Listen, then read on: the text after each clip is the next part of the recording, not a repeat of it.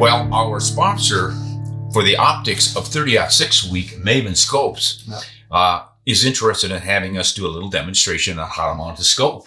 Reinforced by this guy, Chase Fly from Outdoor Empire, who doesn't know how to mount a scope. Can you believe it? I have made a few attempts, and I think I've done a very poor job, so I'm looking forward to being instructed on the proper way of mounting a scope. Well, I don't know if this is the proper way, but this is the Ron Spomer way, whether it's good, bad, or indifferent. That'll work. First of all, you take the scope out of the box. You save all the parts, because, they've got a nice little neoprene sort of a hood. Take it out of the plastic too, or I would take it out of the plastic. I would. Yeah, and you just throw that over your shoulder. That's the convenient way to do it. Right, left? Yeah, it's generally off of the right shoulder. You want to be right in everything you do. You don't want to be wrong. A battery, because it has an illuminated rifle. Ooh. And if you would be so kind as to take that cap off and put that in, sure. I will prep the rifle. Now, folks, when you get a rifle, you will probably have some little screws inside of the pre-drilled holes on the receiver where your scope mounting begins. On the side there, on the top. No, it goes on the side, doesn't it? Yeah, and that that's it. Right, twist that little cap off and you can put that in. So what you want to do is make sure that those holes are clear and ready to take the screws, and you've got the right size screws. And we bought some Tally bases. We're going to put Picatinny rails on this one because they're using those on all of our different rifles. So you have to buy the rails or the whatever mounts you're going to use that fit your particular rifle, the spread in the length and things, and this holes. And this looks like a nice little matchup right here. Then we should have some screws that came in the kit with the rest of it. So you look for whatever ring system you get. I really like Tallies. I've been using them almost exclusively now for 15 years, but there are plenty of good ones out there. And the hardest part of this whole operation is getting these little plastic bags open. I just discovered that on the back. You noticed that too? And they usually come with a wrench, and that'll work just fine. But if you have better system, you can use those too. So I look at the screws and see if they're all the same size, because with some rifles, you might end up with a bigger, deeper, longer screw in one than the other and all that kind of thing. But these are looking all identical, right? Okay. So we'll put them all right there. We don't lose them. And it doesn't look like there's any difference between the front and the back. Sometimes one's higher than the other. So you sort of look across and does this look lower than this or higher than that? And I think we almost do on this one. So let's get a little straight edge here, lower in the back. So the back receiver is lower than the front. So we need to have the higher one here. Well, what about those contours? So look at that. Yep. Good. Yep. Good point too. There's more of a roll here and a flat there. Pattern's a little bit different. Yep. So there we go. Just double check all that stuff. Make sure it's correct. Now, I guess what are you aiming for in general? That scope, is it generally pitched downward a little bit? Good point. Generally, you want them level, but you can get MOA rails that are higher or lower. Generally, guys want to be able to shoot farther. Get that scope up higher, and they'll get a 20 MOA rail, which automatically lists your scope for a 20-minute of angle increase in. So you can really shoot out the 1,000, 1,500 yards kind of thing. Okay.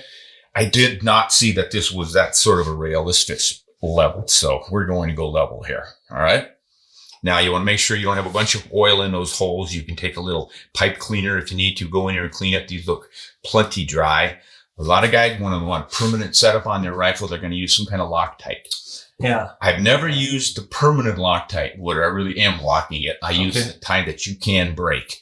I think it's the color blue. Okay. Where you can break it loose later, but it will. Is that a must? Because I've seen different schools of thought on it. I know. I have too. And I haven't decided one or the other. It seems like if you just go to the recommended tensions, how many inch pounds you tighten it to, using a wrench that measures your inch pounds, right, and you follow the manufacturer's directions on it, you should be fine. I have not had come loose in ages and ages.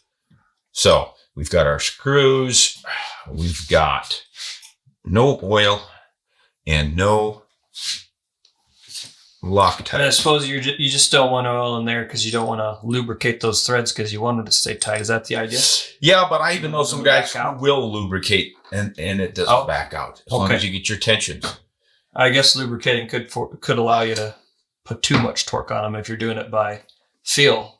Yeah, doing it by feel, you always risk stripping. And boy, I tell you don't want to strip these. I've done that. And I don't want to do it again. And you have to get in there with a drill and drill them out. And it's just no fun at all.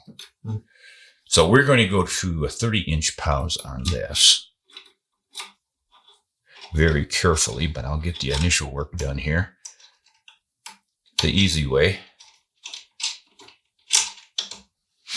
There we go. Some folks will just finger tighten. They just get a good feel for it, and they kind of know that doesn't feel like it's anywhere close to enough, but I'm not going to risk stripping anything here. I always say 2 fingers on my thumb is enough to get about 18 to 20-inch pounds, which is good for the rings, but not enough for the bases. So since we have the official tool here, why don't we use it? Novel concept. All right, I'm going to crank that baby up until it hits. We're looking at 25 there, 26, 28. I think that's about more than good enough. Now, on those, sometimes I saw on some of those that I tried on my own, the rings, the manufacturer of the rings might have the sport specs on there, and sometimes the gun manufacturer has. Who do you listen I to? go with the ring tape. Okay, all right. Because you've got big, heavy, thick, strong steel here in the receiver. You're not going to damage that. The screws that you're going to tear up, you're going to break them. Okay. So you want to pay attention to what the manufacturer tally says. I'm pretty sure he said 25, but it says right here. Go to the website and find out. Welcome to the 21st century. Exactly, Do we have any rings? Yes. Okay, so there's our Picatinny rail. Okay. I am not a particular fan of Picatinny rails. Why? Because to me, I need the ring here and a ring here, nothing in the middle. Why do I want all this metal hanging up in the middle?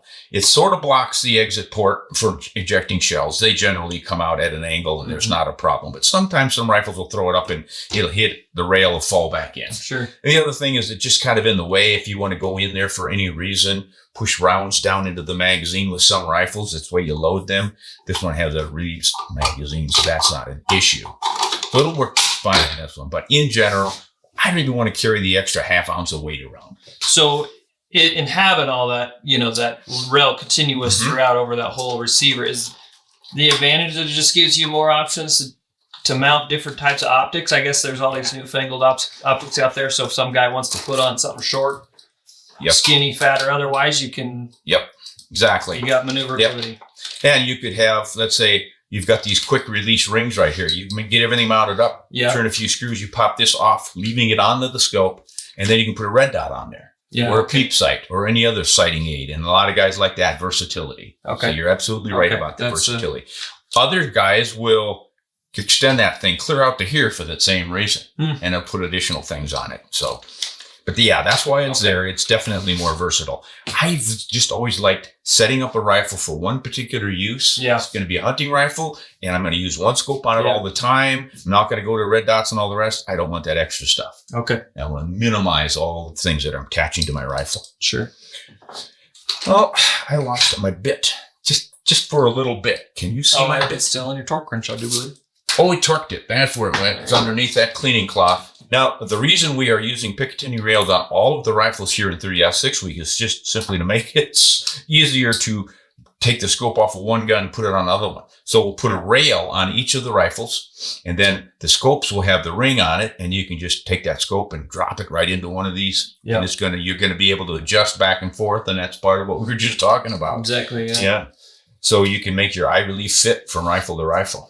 And the other thing about the pick rail system is once you drop that ring in there, it fits snugly. You've got blockage front and back. You tighten it up side to side. Sweet. What I like to do with my rings in these, you've got just a smidgen of movement, fore and aft. You shove it all the way forward. Okay. And the other ring I want to shove all the way backwards. Okay. So then I've got tension in both directions. Well, tell me this. Why'd you pick that notch and not that one, two in front? Or lucky, yes. Okay. Because what I'm going to do is just snug this up and then see how this thing fits. You've got a general idea. Okay, it's got somewhere between the turrets and the bell flare. Right. It has to fit. And you equal you have to fit one back here. And is there any best practice or optimal place to put it? Is it bad to put it right up there butted against the bell or right back here? Yeah, you don't want it butted against either one. Okay, you want some. You could get space. close. The one theory is the more spread you have, the stronger the connection. Okay. Whereas if they're closer together, like right here and here, then you've got more torque if you bump it. Where if you have the ring here and you land hard on a rock or bump the eyepiece end or the you're not going to be putting quite as much torque on it, perhaps. Okay. I don't know. That's kind of nitpicky in my book. Of all the years I've been doing this, I have never damaged a scope like that. I've fallen on them and knocked the internals loose a little bit. Okay. Just had to readjust them, and after that, it kept working just fine. Okay. So that was just a guesstimate, and this next one will be an equal guesstimate, but I think I'm coming pretty close. Now here comes the challenge. Yep. Can you do it? Yes. I'm getting pretty good at these. And you're not torquing these though yet. No, we're gonna get everything placed before we. Yeah, and another good habit to get into is to loosely mount everything just to make sure it all fits. Sure. Because sometimes you'll end up with a scope that's got the bell so close to the turret or something you can't quite get in there with your setup. Again, this pick rail gives us plenty of options, so it's going to work. But when I'm working with just one simple little mount in the back and one in the front, I got to watch my P's and Q's because they might not mesh. Okay. Okay, that's probably good enough for this work. Now I need to take these caps off, and then we're going to set that scope in and see if we're coming close to the eye relief. Okay. The eye relief is the issue. Now, as you know, eye relief technically is the distance from the eyepiece glass in the lens and your eyeball. Okay. The eyeball, not your forehead. Yeah. The problem with eye relief with most people is they think they're going to get bashed in the head during recoil from the outer edge of the eyepiece ring. Sure. That's not technical eye relief. That's inconvenient eye relief when you get bashed. Well, the eye relief is when you take some ibuprofen after. Yeah, there's the relief, the headache relief. But you want to adjust so that your scope is comfortably in front of your brow so you do not get smacked. Okay. And there's a little bit of leeway with most good scopes. And from what I've seen of this Maven so far, they've got good leeway on their eye relief. In other words, I'm getting a full sight picture without the edge blackout that you get when you're too close or too far away from the scope. It's not all that critical to where it's like they're gone. It's got a little bit of movement and you're still getting your whole sight picture. Okay. So what I want to do when I mount, now I'm going to test this. I'm going to move it as far forward as I can and still see my full sight picture. That gets it another half inch or so away from my brow. Okay. So I don't have to worry about that recoil stuff. Gotcha. Pretty sweet. So as you can see here, we've got plenty of room. We could come forward another notch or back another notch, however we want to do it. I might end up coming back a notch, but before I do that, I do want to check that eye relief. Okay. And I do that with my eyes closed, and I shoulder the rifle so that it feels right. Like I am shooting, and I'm going to hold my rifle about like this. When I open my eye, am I going to see through my scope? And is it too far or too close? And it looked like it was about right. But I can go that much farther forward, wowzer, and still be good. I got to show that with a broadside look. I can get full view right here. If I go a little bit forward now, I'm starting to get that edge turning black. So I come back, nice full picture, no edge blackness, but I'm still coming back, still coming. Holy mackerel. Now I'm getting the edge black out again. Wow. So I'm got a lot of there's a lot of that much movement in a scope. I mean, is the idea then to push it as far forward as possible? Yes. Okay. So now I'm going to go forward in case I get excited and I creep like this. A lot of guys will do that. Yeah. Oh my gosh, there's a buck. Next thing you know, you're getting bashed in the head. See? Yeah. So if you get the further back you start with that comfortable feel, that's nice right there. Now the other thing I'm going to look for is closing my eyes again. Be careful because it's just resting in there. And then relax and say, okay, and I'm going to pretend I'm shooting a deer. Oh, that feels good. I like where the rifle's. Oh, there's my eyepiece. No edge shadow. Great. That's my spot. Then you can make sure you're level with your reticle as well as you can tell for starters right there. Okay. So now we're looking at it going, boy, I'd kind of like to see this one come further forward. Okay. I'm not real crazy about it being that close to the turret. It's not going to be a problem. It'd work. But if you like to have it, you could say, I just like them right in the center of my two options. Or you can say, I like mine as far forward as I can and as far back as I can. All of it's acceptable. I think I would bring it forward and leave the back one where it is. Okay. Now, do you want to, when you got your opening here on the receiver, do you take much concern about rings being in front or behind, or that shouldn't be a problem because it's clear anyhow? I would for aesthetics. If I were setting up a really good-looking rifle and I didn't want that overhang, I would definitely move this front ring so you don't see that overhang, and the back one. You're absolutely right. But that would mostly be aesthetics. You might be concerned, again, about that brass coming up when you eject and hitting the edge of that and falling back in. But since we've got a bridge completely across it's there anyway. Yeah, okay. Doesn't matter. I gotcha. But your point is well taken, and I'm glad you brought that up. So I think because of the other rifles we're going to be putting this on, I'm going to move this one to the front. Just seems to me like it belongs one step up. Okay. But I'm not so sure I'm going to move this back one. We're getting kind of closer to the eyepiece right there. So this increases our workload slightly because now I'm going to have to redo that eye relief. But I think what I want to do is let you do the eye relief. Oh, okay. Because I know your eyes are different than mine. And so is your long neck on the top of that 6 foot some body of yours. And this rifle is not going to fit you and me exactly right. Right. And why should I set it up for my stature and then you end up getting bad eye relief? So we'll let you set it up so that I get bad eye relief. Okay. Because I've been around the block and I've suffered from bad eye relief before. Now, a question about the screws on these rings. You don't have, since these are the kind of quick change ones, you don't have to remove them all on the side there. But like these 4 from the top of the ring, do you want to leave them in the same holes that came in from the factory, or should it matter? You know, it generally doesn't matter, but with some less precisely built rings and such, you might want to maintain them exactly the same. Just like you say. So this one, not only am I going to keep this on front rather than moving it back here, but I'm not going to turn it around either. Okay. Assuming that the factory made a bit of a mistake in their tolerances one way or another, it's probably going to tie together better. Okay. I've not found with this tally system that that's an issue. They're really precise and consistent from one to the next. Okay. But it's good thinking again. I think I'm going to back this one off too, since we've got to change everything anyhow with your eye relief. We'll just go for the maximum spread on this one. Maybe it'll be more accurate. Okay. Good Lord knows some of the rifles we shot yesterday weren't all that accurate. You suppose it was because we didn't have the rings far enough apart? That's got to be it. Couldn't have been the shooter. I don't know why we didn't think of that while we were on the range. We could have made an adjustment. Too late now. Now, remind me to torque these when we're done. I'm not going to completely torque them now because I want to tell you about one more option. If you really want to be a nitpicker, you can actually put a steel rod in here and see if that matches up perfectly or if it's off on one or the other, and then sand it down. Okay, yeah. I've got that set up in the drawer right there. How, on the scale of 1 to necessary, how necessary is that?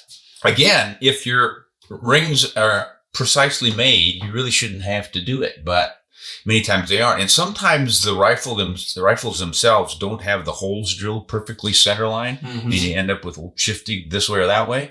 And then you just end up torquing your, oh my gosh, you can get some torque in. Yeah, okay. So I would say if you are setting up a rifle that you want to be absolutely perfect, I would do that. Okay. Lapping the rings, they call it. Yeah, all right. There's a little kit for it. It's a big steel, well, heck, let me get it out. Grab hold of that baby. Yeah, that's weighty. That is the lapper. Now these two, see, you want to get these 2 points to join up. So if you clamp that one down there and this one down there, and you put the lids on, do the points match up or do they offset? Okay. One could be higher than the other one, or one could be left or right from the other one. But to do that, you got extra work, man. You got to trim these things down. Well, and I suppose the kit you use, depends on the size of the scope and rings you're working with too, right? Yeah. You got a 1 inch and a 30, and now they got some 34s, I think, out there. Scope tubes that are 34. Another thing we can talk about. There's this misconception that a 30 millimeter scope tube lets more light in than a 1 inch. The light is let in by the objective, and the light emerges, depending on your magnification, as an exit pupil. A little circle of light you can see in there. That's your exit pupil. That matches to the pupil of your eye. So if it's bigger than your pupil, it's wasted light. If it's smaller than your pupil, you could use a bigger objective or turn your power down. So when I turn this power up to 15, I don't know if the camera out there, folks, can see it. Tiny hole, right? Yeah, okay. See that tiny little circle of light in there? Watch that circle of light get bigger as I turn my power down. Now it's huge. 2.5 power, and you've got a huge exit pupil. Well, you don't need it. Your eye can't take in all that light. It's like looking through a peephole. It's got to be the size of your pupil or bigger. Then you've got all the light you can take into your eye. Your pupil is what lets the light reach your retina in the back of your eye to make the image that goes to your brain. And then it's up to your brain to have enough intelligence to determine what that object is. There's all kinds of things. But look at how nicely these things line up. And I'm not even done yet, but I don't think I need to, because tighten this one down, and this one seems to be sitting. That's dead center, man. Look at those 2 points. Look at that. They're not off by a silly millimeter of a partial millimeter. So I'm not even going to bother doing it. Metric system here anyway. But with less expensive rings over the years, I have found some that are like really off. And then you do the and then you're not going to be putting any unwanted torque on your instrument of optical quality. So you're not going to be damaging your scope by torquing it. That's why they do that stuff. So I'm going to give you that guy to get it out of my hair while I take this off. And I think it's definitely worth the trouble of doing this for a new rifle or your rifle. With what we're doing here, testing all these rifles, that's a lot of extra work. And then we're just going to send them back. Right. So I'm not going to set it up for perfection. We're going to want it good enough. Well, here's a question too. This is the question I asked myself when I was trying to do this on my own. And probably why, in part at least, why it wasn't a perfect setup. And that is, how much tooling, how many tools should I buy? I mean, I just spent all that money on the rifle, on the scope, and the rings. Do I need to spend another $500 on equipment to mount it myself? Absolutely. Okay. No. No, really don't. And that's another reason to buy good quality stuff. Like these tallies, I mean, they're higher priced than everything else, but I don't have to buy whatever this costs. I happen to have it, because of my job, but I wouldn't have to buy that. There's a lot of things you don't have to buy if you start with good quality. Just with your scope. You want to buy an inexpensive scope? A lot of times they're wonderful. They work quite well. But then if something breaks, you went through all that trouble. You got to take it all off. You got to go buy another one anyway. So you might as well start with the one you can afford, the best you can afford. And I always say, if you buy a $500 rifle or a $600 rifle, that's pretty much the starter rifle. You shoot that thing and you go, my gosh, it shoots an inch. We'll see how well this Mossberg does. But typically that's what happens. And you go, well, wait a minute. If my rifle shoots an inch, I better have a sight that can keep up with it, right? So if you spend more on your scope than your rifle, and you probably will need to, you should probably spend $1,000 for a really good scope. $1,500, and you really get a good scope. Put your money into that scope rather than the rifle, because if the rifle's shooting an inch, you just need to be able to sight it properly. And the scope is what's probably going to break. If you're out hunting and something breaks, it's probably not going to be the steel barrel. It's probably not going to be the synthetic stock. The rifle's pretty rugged. You drop a glass object like this and bang it really hard, you could probably break something. So you want some good quality in your optics. Well, and that kind of brings us to this Maven, actually. That brings us to the floor. Yeah, it does do the floor. There you go. This Maven RS 1.2 scope, I think its list price is around $1,000. And so that sounds about right. Yeah, it's around $1,000. And Maven's a direct-to-consumer brand. They don't no middleman. No middleman. So that's kind of there's pros and cons to that, but I think it's kind of interesting. And as far as I know, my experience with just a couple of sets of binoculars I got from them. Well, it's got to save you some money because you don't have to pay the middleman, right? The guys. And they offer, I think, lifetime warranties on all their stuff. Right. They've got good customer service, and that matters. And you'd need to know how to mount your scopes and stuff. If you're not going to go to a gunsmith or a gun store, this is the downside to buying it yourself. You've got to know what you're doing. Sure. Yeah. You get it home and you mess around, you screw something up and you lose your money because it just didn't work for you. Tell me about how you were tightening those real quick. That's what I noticed you're going in some pattern. Yep. So I'm looking at the cracks. Look at the crack where the two halves join. Mm-hmm. And you don't want it tight on one side and gapped on the other. Right. Just for looks mainly, but you could also, you tighten one side all the way down, then you start tightening the other side and friction on the scope turns it over and suddenly your reticle's now crooked. Yeah. So I want to make sure I'm balancing things out. Now I have not adjusted them very tight. I can just move that scope because I still haven't finished setting up my eye relief and leveling it. So I want to try the eye relief again from right here and level it, just eyeball leveling it works pretty darn well. But again, if you want to be precise, there's a few tricks for that. Either way. Right. I said, Chase, I was going to use at the Chase. eye Let me relief. look. All right. Close your eyes. Don't look. Close my eyes. Raise it up with your eyes closed. Pretend you're aiming at a deer. How does the rifle feel? Does that feel like that's where I want my cheek to be on that rifle? Yes. Okay, now open your eye, look in that scope. Is it too far right now? Yeah. Too far back or forward or what? It is too far forward. Okay, and back it up. Oh, hold on. Yeah, there we go. There we're just a little higher. Now the height problem we've got here, we can't fix with the setup we have. Yeah. That's another thing you have to consider when you're buying your rings and your bases. How high is that thing going to be? We could have some rings here that come down a good 1/4 inch or more before you're touching any part of the barrel. That feels pretty good. Feel good right there? Okay, now what about level? Does it look level to you? Does it look level to me? I mean, sure. I'll show you some quick and dirty ways that have worked quite well for me for getting your reticle level. Okay. And the easiest one is to pick a plumb line, like the side of a door or something. And you just, again, pick it up as if you're naturally shooting. Oh, there's my deer. I'm going to shoot. Bang. You got your rifle canted or not is the issue. Okay. So if you can have someone look at it and say, hey, Ron, you've got that rifle twisted way over the side like that, right? And then I'm going to, now I'm over this way. So you want to balance me out. You look over my shoulder and you just got to give me a good look and say, yeah, you're holding it level. Then all I have to do is look at the reticle line, the vertical, and match it up to that plumb line. Okay. And it's like, we're right there. All right. So what about all these tools and things that the internet wants to sell you? There's levels, things you can clamp on. There's cheap little bubbles that sometimes come with a scope. What do you make of all that? People have to eat. You got to buy stuff, keep people in mind. Yeah, you got to support those bubble makers. I got a bubble maker right here. I really like this one. This is the reticle leveler. All right. It'll level your reticle.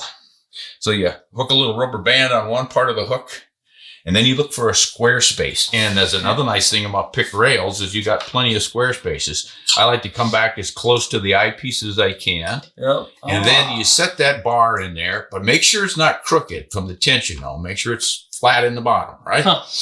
And then you've got level lines on the leveler right here. Yeah. Then you just compare them to the horizontal bar when you're looking through the scope. Well, that's simple enough. There you go. Look through that. I mean, that's a lot simpler than...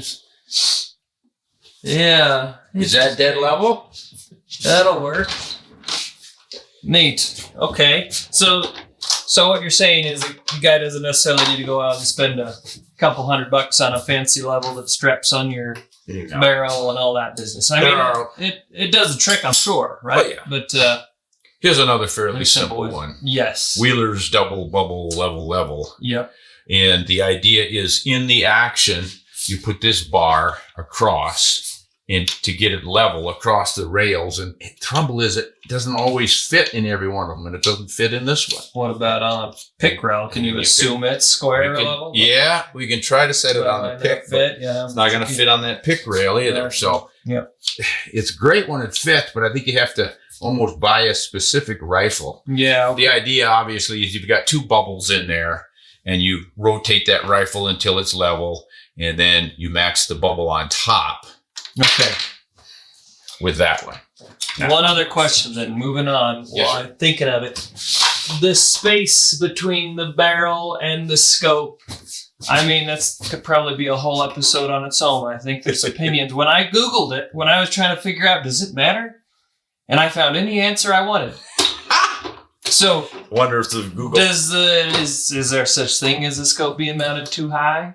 It's not the scope and the barrel spread right here. Mm-hmm. That's the critical component. It's your eye seeing in the scope in relation to where your face rests on the comb. Okay. So if my face is resting on the comb right here, my eye is seeing underneath the scope right into the base of the Picatinny rail. Okay. So I need to come up, and now I'm seeing through the scope. Now down. This feels really comfortable, but I can't see my target. So I've got to go. Not that big of a deal.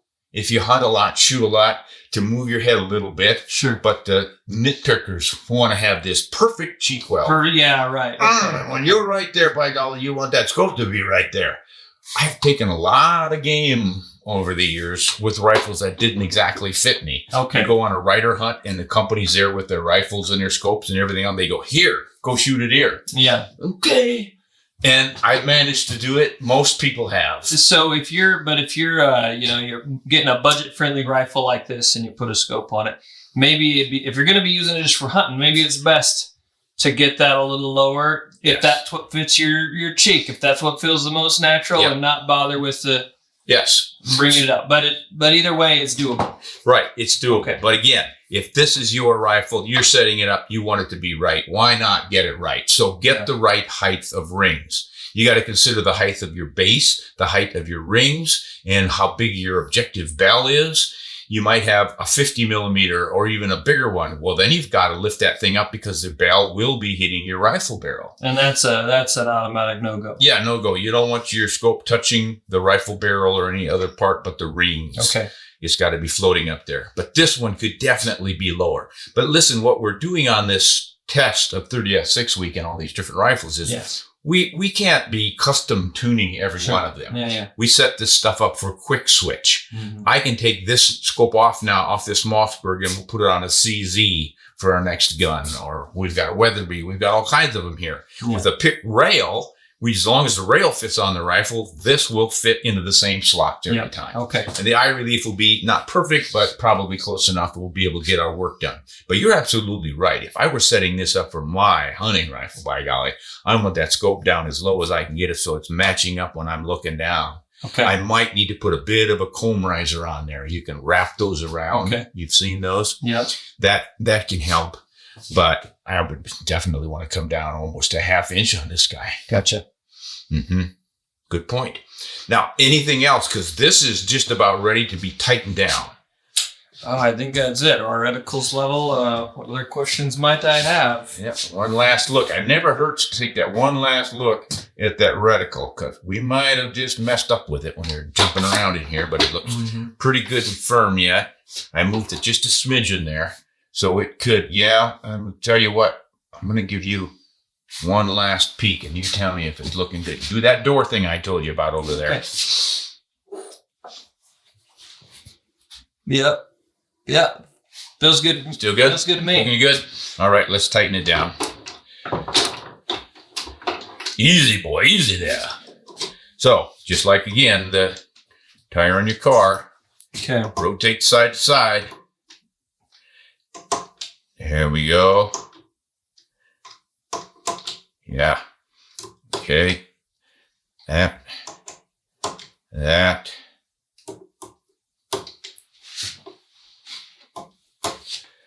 Okay. Now we're ready to give them their final set. Double check it. You don't want to be cranking them too tight and strip them. Mm-hmm. We're at 28. We got to come way down to 20. There we go. 3. They always say to give it 3 on your torque wrench like that. Okay. Okay, there it is. Now, one other thing. If this was your permanent setup, you would want to probably Loctite those just to make sure you're not off of the field somewhere and things come loose. It's a bad time for things to come loose is when you're 20 miles into the backcountry. Okay. But again, for what we are doing, this is going to suffice. Now I want to double check, make sure we've torqued the bases. Oh, right. I told you I'm going to not torque those bases. So we're going to come back and do those. And that one, again, we're going to get pretty stiff on that baby.